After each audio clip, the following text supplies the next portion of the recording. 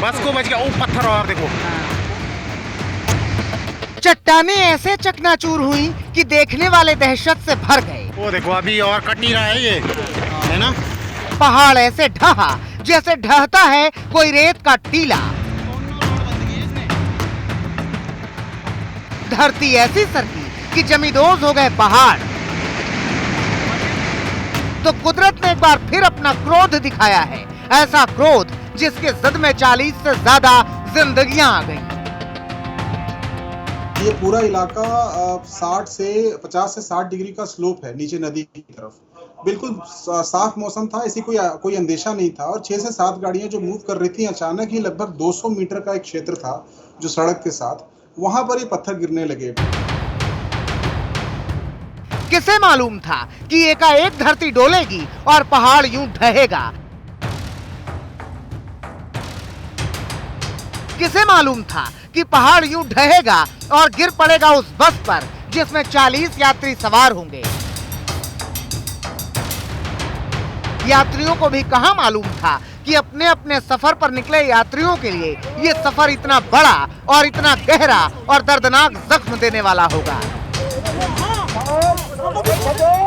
एक बस थी जो 32 सीटर थी शायद, और साथ ही साथ एक ट्रक और चार गाड़ियां और 6 गाड़ियां और लगभग 40 से 60 के बीच लोग थे। चट्टानों के टूटने के बाद की तस्वीरें बहुत भयानक हैं, रूह को कपा देने वाली हैं।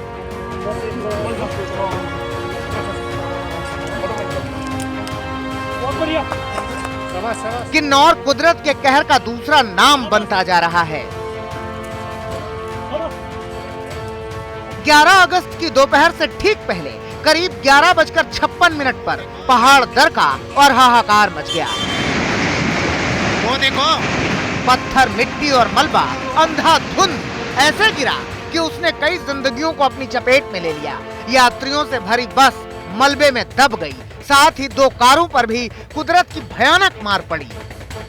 यहाँ से जो किन्नौर की तरफ जो साइड में जो नुकसान हुआ है, यहाँ से विजिबल नहीं है, और उधर से इस साइड में विजिबल नहीं है। ये स्ट्रेच कम से कम 80 मीटर के लगभग है। और rescue team, CRF, NDRF, ITBP सारे यहाँ पहुँच चुके हैं।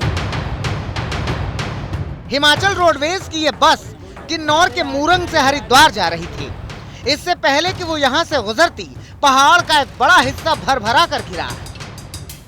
मूरंग से हरिद्वार जाती है, उसमें बैठा और वो ज्यूरी नहीं पहुँचा, और यहीं पे अभी 2 किलोमीटर के पास हादसा हुआ है। कोई कुछ पता नहीं लग रहा है। तस्वीरें भयावह हैं और इसका अंजाम उससे भी ज्यादा खौफनाक।